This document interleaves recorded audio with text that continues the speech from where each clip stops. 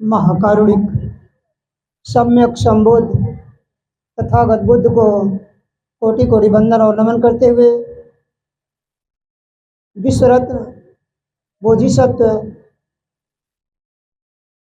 बाबा साहब डॉक्टर भीमराव अंबेडकर जी को कोटि कोटि वंदन और नमन करते हुए सभी संत गुरुओं और महापुरुषों को नमन करते हुए आज यहाँ पे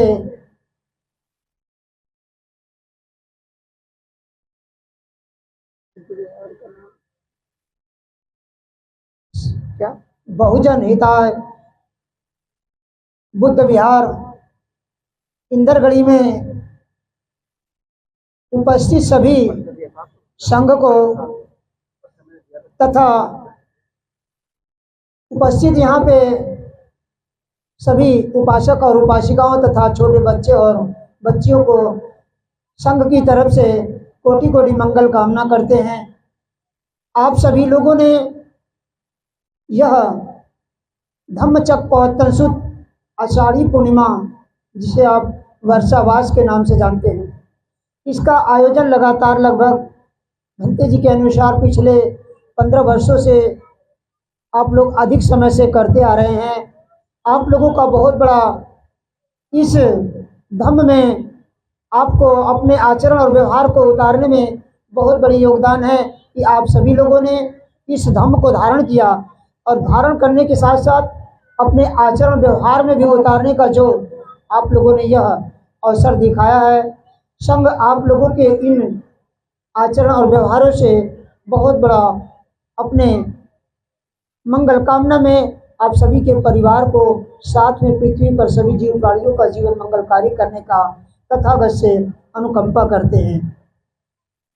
आज जो यह धम्मचक्र पवर्तन सुद का पवर्णना के बाद जो यह कठिन चिवरदान का आयोजन किया गया है, कठिन का जो शब्द है आप सभी लोग परिचित हैं।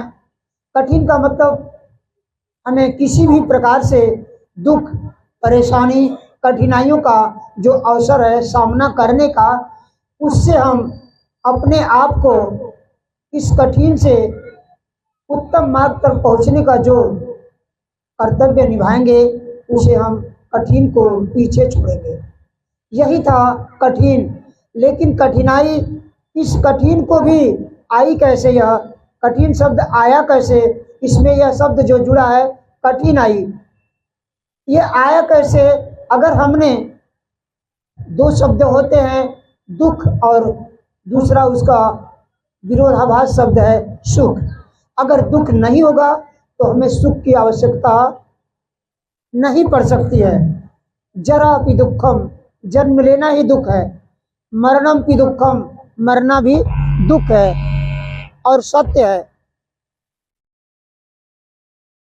इसलिए हम अपने इस जो दुख है उस दुख को समाप्त करने का जो यह अवसर निकाले हैं 3 महीने, यह 3 महीने का जो अवसर मिला है हमें, धम्मचक्र पवर्तन सुद आषाढ़ी पूर्णिमा में आप लोगों ने अपने घर से संघ को भोजन दान और संघ को वस्तु दान, संघ को अपना मैत्री करुणा दान, आप लोगों ने जो 3 महीने तक संघ की सेवा करी है, संघ का जो आपने विनय का पालन किया है, उसके लिए आप सभी लोग को साधुवाद देते हैं कि आप सभी लोगों ने लगभग 15 वर्षों से इस संघ को यहाँ तक पहुँचाने का जो योगदान दिया है। आप सभी लोगों को कोटि कोटि मंगल कामना करते हैं कि आप सभी लोगों ने इस संघ को इस स्थान तक पहुँचाने के लिए आप लोगों ने अपने मेहनत और परिश्रम से यह जो अवसर दिया है, उसके लिए भी आप लोगों को कोटि कोटि मंगल कामना करते हैं। जो कठिन चिवर है, उस कठिन चिवर के विषय में आज हम लोग थोड़ा सा जानेंगे।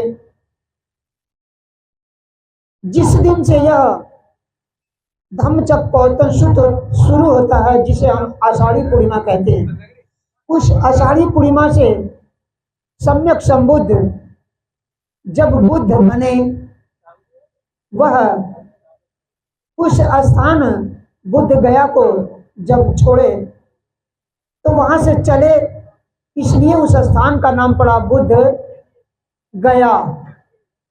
जब वहां से वो चल करके आते हैं पद यात्रा के माध्यम से, तो आते हैं उस स्थान पे जो काशी एक ऐसी नगरी थी जो षोडश महाजनपद के अंदर में सबसे उत्तम मानी जाती थी। इसीलिए आग भी कहा जाता है कि अगर आपको मुक्ति पानी हो, मोक्ष पानी हो, तो कहाँ जाएं? काशी जाएं। काशी यह षोडश महाजनपद का एक अंग था, इसलिए कहा जाता था। लेकिन अभी आज तक भी हमसे नहीं बताया जाता है, आज तक भी मुझे नहीं बताया गया। हम यहीं बैठेंगे, यहाँ से उठकर कहीं और जाएंगे तो लोग कहेगा बैठ जाइए, बैठिए जरूर, लेकिन 3-5 मत करिएगा। वो 3-5 क्या है उसके विषय में आपसे कभी चर्चा नहीं करते हैं, लेकिन कहते जरूर हैं और हम उसे स्वीकार भी कर लेते हैं कि 3-5 मत करना। अब 3-5 है क्या, हमने कभी सोचा नहीं। 3 का मतलब त्रिशरण, बुद्ध शरण, धम्म शरण और संघ की शरण। 5 का मतलब पंचशील। आप यहाँ बैठ तो गए हैं, लेकिन आप तीसरण और पंचशील की चर्चा मत करना। वो मना कर रहा है और हमने उसे स्वीकार कर लिया और हम चुप हो गए। लेकिन उसने समझाया कि 3-5 हम समझ गए क्या, कि मतलब उल्टी सीधी बातें न करना। वो 3-5 तो तीसरा और पंचशील की बात करा, लेकिन हमने अपना डायरेक्शन दूसरा चेंज कर लिया। तो आज जो बुद्ध वहां से जब चल करके आए, तो आए उस स्थान पे जिसका नाम है सारनाथ। सार का मतलब होता है ज्ञान, नाथ का मतलब होता है बिखेरना, बांटना, इसलिए उस स्थान का नाम पड़ा सारनाथ। उस जगह जब आते हैं तो वही 5 उनके साथ परिव्राजक जो परिवार को त्याग करके उनके साथ उस उर्वेल कश्यप पर्वत पे उनके साथ अपने आप को तपा रहे थे। जब उन्होंने सुजासा जैसे उस उपासिका से जब खीर खाया तो उन्होंने कहा यह तो पथ से भटक गए, अब इन्हें छोड़ दो। वो वहां छोड़कर आए उसी काशी में। लेकिन जब उस स्थान पे पहुंचे बुद्ध, जब उस स्थान पे बुद्ध आए तो उन्होंने अपने इस ज्ञान का जो माध्यम था वो उन्होंने उसी सारनाथ से शुरू किया, इसलिए उसका नाम पड़ा सारनाथ। सार का मतलब ज्ञान, नाथ का मतलब बिखेरना।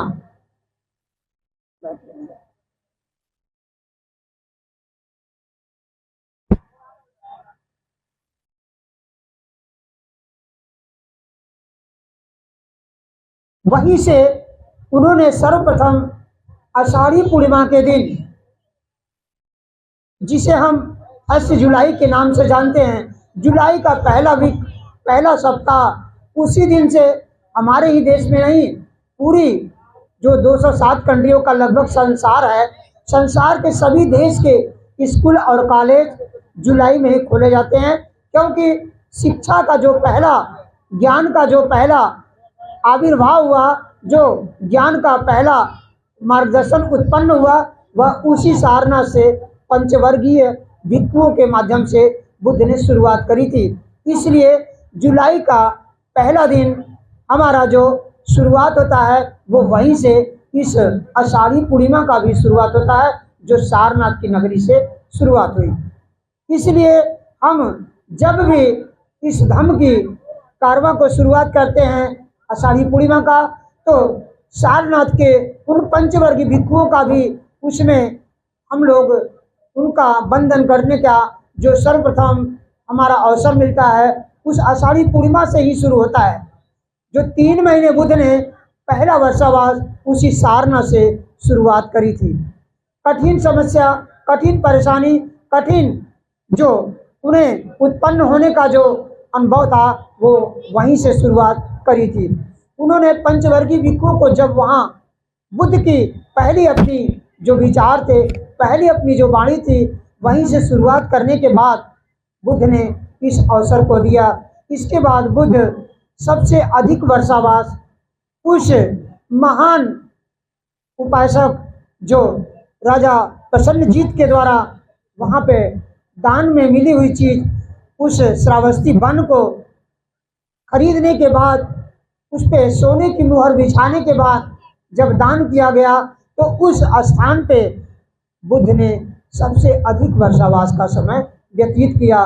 वहाँ लगभग पूरे 25 वर्षावास बुद्ध ने उसी स्थान पे, जिस स्थान को बनते को दान करने के लिए वह राजा प्रसन्नजीत का जगह, जिसे अनाथ पिंडक का वह दिया हुआ दान, जिसे वहाँ जेतवन के नाम से हम लोग सभी लोग जानते हैं, उस जेतवन में उन्होंने 25 वर्षावास व्यतीत किया।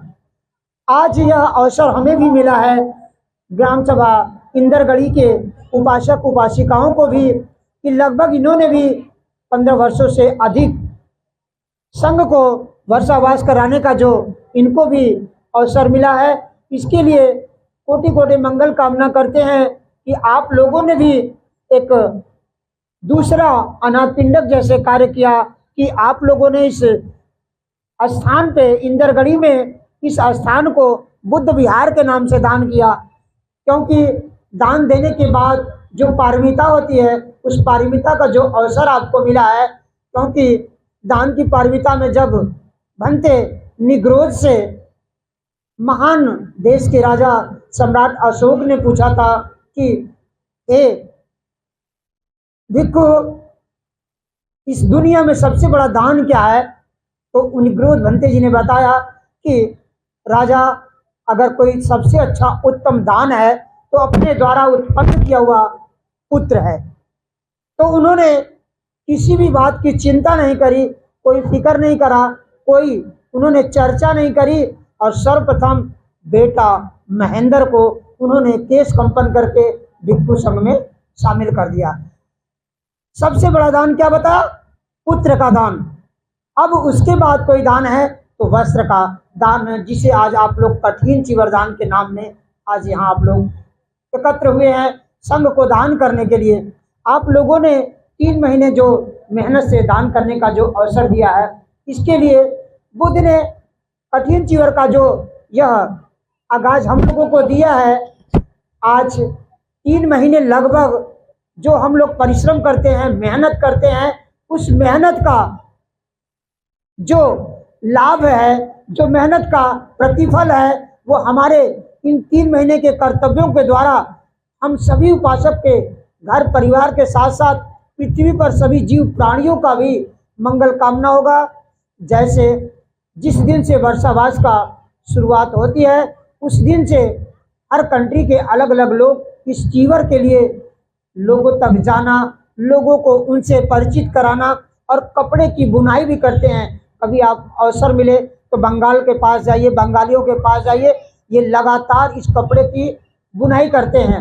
जब तक वर्षावास समापन का कुछ समय रह जाता है, तब तक वो अपने हाथों से इन कपड़ों को बुनते हैं। बुन करके इन्हें चीवर तैयार करते हैं। तब जो अवसर समापन का होता है, उस समय वो उसे लेकर के पूरे उस शहर में इस चीवर को नमन करते हैं और लोगों को इससे परिचित कराते हैं। तब आकर के उसे संघ को दान करते हैं। इसलिए कठिन चीवर दान करते हैं। कठिन का मतलब भी अभी भंते जी ने आपको अवगत करा था कि एक समय अवसर था कि भिक्षुओं के पास कोई वस्त्र, चीवर का बहुत कम अवसर था। जब रास्ते में चलते थे तो फेंके हुए कपड़े टुकड़े, कहीं से गिरे हुए कपड़ों को उठाना, उसके बाद उसे सुई धागे से सिलना, तब उसे शरीर पर धूप, गर्मी, बारिश और ठंड से बचाने के लिए शरीर को ढकते थे। जो कपड़ा टुकड़ों में जोड़ा जाता था, इसलिए लोग इसे भी कठिनाई कहते थे, तो इसलिए इसका भी नाम कठिन रखा गया। जो चीवर था, जो छोटे छोटे टुकड़ों में उसे इकट्ठे गूंथते थे, सिलते थे, सिलने के बाद तब शरीर को ढकते थे।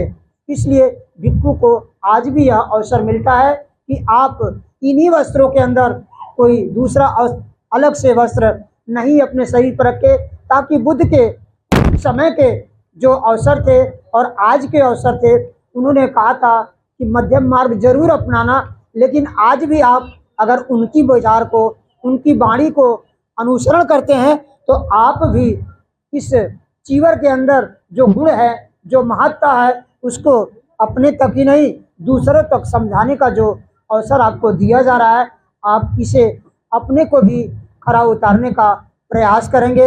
यह आज का जो अवसर है कठिन चीवरदान का, इस कठिन चीवरदान में आप लोगों ने इस चीवर के भी गुण को देखना है कि इसे जब हम धारण करते हैं, इस चीवर को जब हम प्रवज्ञा के समय अपने ऊपर इस चीवर का अनुसरण करने के लिए हम धारण करते हैं जब, तो इसके गुण क्या है, इसके विषय में जानना क्या है, इसको लोगों तक इस गुण को कैसे हम पहुंचाए, यह भी हमारा कर्तव्य बनता है। इसलिए आज सभी उपासक को इन भिक्षुओं के संघ के माध्यम से जो भी इस चीवर के प्रति, आज कठिन चीवर के प्रति जो आप लोगों के अंदर भावना है, जो आप लोगों के अंदर ज्ञान है, जो आप लोगों के अंदर इसके रहस्य हैं, गुण है, उसको बताने के लिए आप सभी लोगों को आज यहाँ मंच पे आसीन किया गया है। और हम सभी लोगों से यही आशा और विश्वास रखते हैं कि हम सारे भिक्षु मिल करके शायद पूरे उपासक संघ को इस गुणों के विषय में जरूर हम लोग इनसे अवगत कराएं और आज के कठिन चीवरदान के इस धम्म लाभ का इन्हें हम लोग अनुपालन कराएं, अनुसरण कराएं।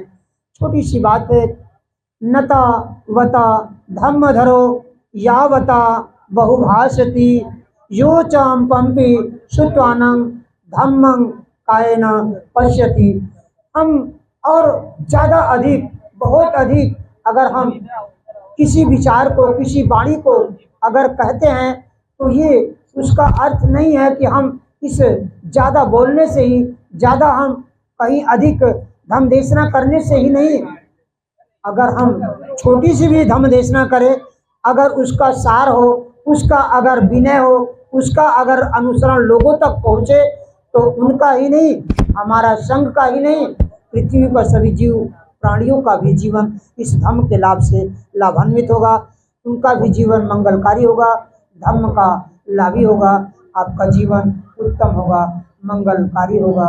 यह आज की धम्म देशना में कठिन चीवर जो आप लोगों ने यह संघ के दान करने के लिए आप लोगों ने उपस्थित कराया है, उसके लिए आप लोगों को आज के इस धम्म देशना में कोटि कोटि मंगल कामना करते हैं कि आप सभी लोगों का जीवन धम्म के इस कर्म से ऐसे ही धम्म की तरह उचित हो, मंगल हो, कल्याणकारी हो।